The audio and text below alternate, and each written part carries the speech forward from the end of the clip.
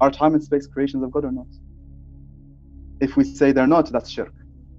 It means we don't believe in God. We don't believe in Allah. We're not even Muslims. So we believe that time and space are creations of God.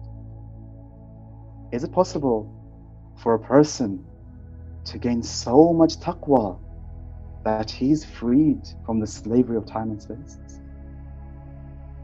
Meaning he's not limited by time and space.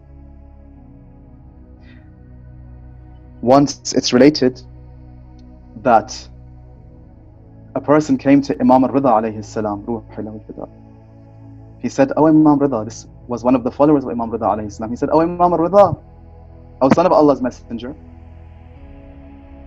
how isn't it so that every one of you, the Ahlul Bayt, only an Imam can do the ghusl and kafan and burial of another Imam?"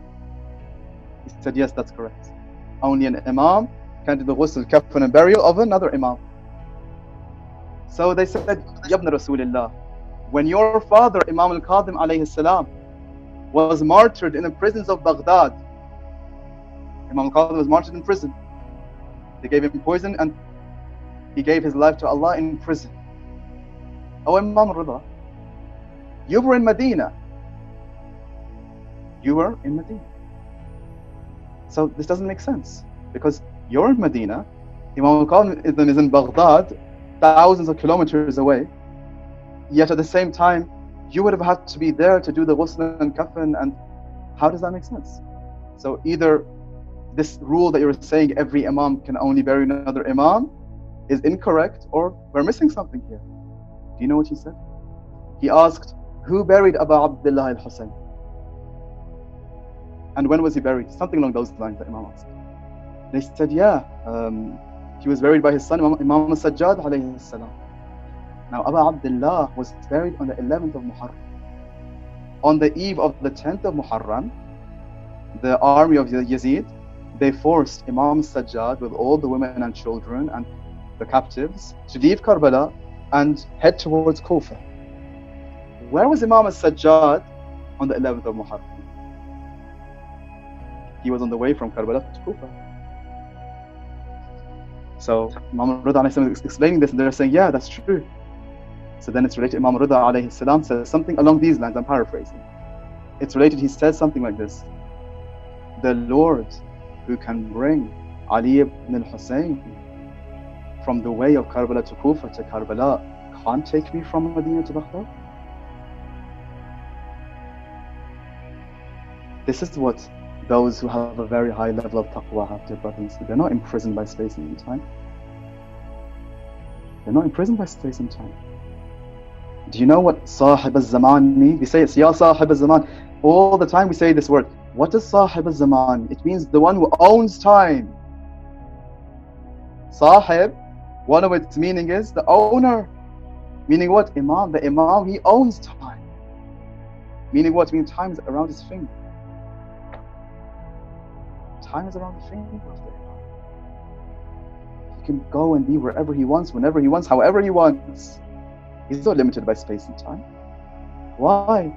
Because Allah says, "Have taqwa of Allah." Why? So I give you freedom. The more taqwa you have, the more things you will be freed from. It begins by being freed from material desires, and then you go up and up and up. There's no end to how much you can ascend. The first step is being freed from material desires. And this, by the way, is not only for the Ahlul Bayt alayhim salam. The whole reason we call them Imam is because it means the one who's followed, meaning we have to follow them. If they are standing at the top of the mountain, we have to go towards that mountain. Not just stand outside and say, "Wow, you're amazing, we love you so much, but we're not going to come and follow you." Then stop calling him Imam. He's not your Imam because you're not following him. Imam is the one who is followed. He's your Imam if you're trying to be like him. This isn't only for Ahlul Bayt. I'd like to give a story from someone we can relate to a bit more. There is a Shaheed who lived about 45, 50 years ago. Before the Islamic Revolution, he lived in Tehran. And Tehran, by the way, wasn't very religious before the Islamic Revolution. It was like Dublin or London or New York, it wasn't a religious place. And all the problems you're facing, he was also facing. So we can't say, "Oh, he grew up in a good environment." He didn't. His name was Ibrahim Hadi. There's a book about him called Salam Bar Ibrahim, Peace be upon Ibrahim. It's been translated into English and it's available. You can buy it, and I recommend everyone buys it and reads it, brothers and sisters. He was 24, 25 years old when he became Shaheed. And look at the freedom that this hero had achieved. What do we ask for in our dua? What do we desire? Except pleasing people. Make my parents pleased with me. I want to have good friends. I want to have a good job. Why? So people, all about people. What people think. We're slaves to people and their opinions and their feelings. Ibrahim Hadi would say to God, I don't even want one patch of this earth. I don't want a grave for people to visit. I want no one to know me. Look at the difference. This is a man who's free. He wouldn't say this in front of people, by the way. This is between himself and Allah. He would make this dua. He'd go to the battlefields, get injured, come back, go again, come back, go again.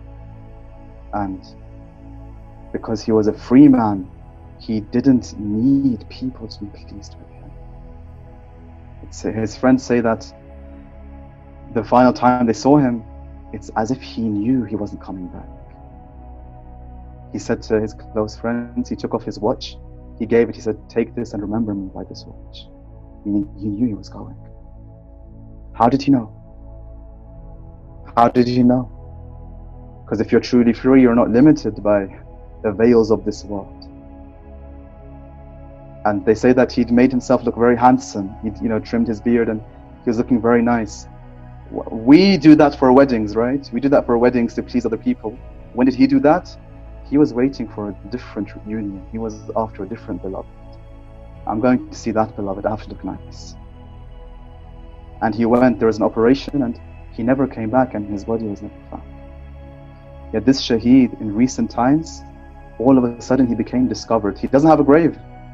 But so many people have become guided through this one because God wanted him to be known. He doesn't have a grave, he needs to be known. That's freedom. I don't need people to know me. It's enough that my Lord knows me. It's enough that my Lord knows me. So we have to ask ourselves, are we free? Are we really free? It begins, brothers and sisters, by freeing ourselves from the lowest sins. A sin is something which imprisons you. A sin is something which imprisons you. The lowest sins, my dear brother, when you go to the gym, between yourself and Allah, you know very well why you are you there to please people? Working certain muscles and wearing certain clothes on your way home on the bus? Are you a slave to people? Or are you there because Allah wants you to have a strong body so you can worship Him, so you can serve the Imam of your time? Who are you a slave to? I know brothers, and you find gems, and all of you are gems, dear brothers and sisters. I know brothers who, they go to the gym a lot, and when they would go, they would wear literally a sweatshirt because they knew that if I don't wear a sweatshirt, people will look at my muscles, and I don't want that. I'm here to have a healthy body for the sake of Allah. I don't need people to know my muscles. Look at that sincerity. Look at that freedom. Or my dear sister, my dear and honorable sister, when you look in the mirror in the morning and you're doing your scarf and the way you're doing it between yourself and Allah, you know you're trying to please. Between yourself and God, you know whose slave you are. Some people think that they can do their hijab or they can act in a certain way which pleases both people and Allah. It doesn't work like that. Allah's boundaries are very clear. This is Allah's gym. No pain, no gain. You want to go to the gym and only eat ice cream, you can do it, but you're not going to get muscles. You won't get that freedom, right? We're being tested, which means we're being trained, brothers and sisters. If you want to please Allah alone, believe me, the hearts of people are in Allah's hands, not in your hands. Believe me, if you try to please people, neither will Allah be pleased with you, nor will people be pleased with you. People will never be pleased with you. But if you please Allah, and this is in our narrations, a person who fears Allah, Allah makes His creation fear Him. And the best example of this in our times, Imam Khomeini rahmatullah alayh. Imam Khomeini. He wasn't after pleasing people. Not for one moment was he seen trying to please. He didn't care less about people. He'd have meetings with like great officials of other countries. He'd get up and leave when it was time for prayer. Just get up and leave. My Lord's calling me. Who are you? I need to pray now. Said after 15 years of exile, and he was leading the revolution outside from Iraq, from France, from Turkey, from other countries, he's now coming back to Iran. And as the new leader of the Islamic Republic of Iran, millions are waiting to greet him. On the plane, there's a reporter, and he asks him, Imam Khomeini, how do you feel? You're coming back as a great hero and leader, and you're going to lead a new country. This revolution is something that hasn't been seen. How do you feel? You know what he said? One word: nothing. Nothing. I don't feel it. Why? Because people weren't important for him. People's opinions and praise and being the leader wasn't. It was a game for him. It was so insignificant.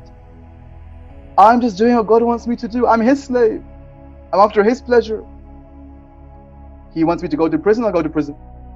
He wants me to be free, I'll be free. He wants me to speak, I'll speak. He wants me to be a leader, I'll be a leader. He wants me to be a follower, I'll be a follower. I don't care, it doesn't make a difference to me. Brothers and sisters, we have to start. We have to start to free ourselves. To free ourselves. So many of the exercises God has given us is there to free ourselves. A perfect example, the month of Ramadan is starting fasting. Prove to yourself you're not a slave of your stomach. Prove to yourself you're not a slave of your other desires. Prove it to yourself. Look, you can do it. You can do it. The first level of freedom that we have to attain, inshaAllah, in our ascension and attaining greater levels of freedom is the freedom from the first level sins. To do that, we need to know what the sins are. We need to know what the sins are. Right?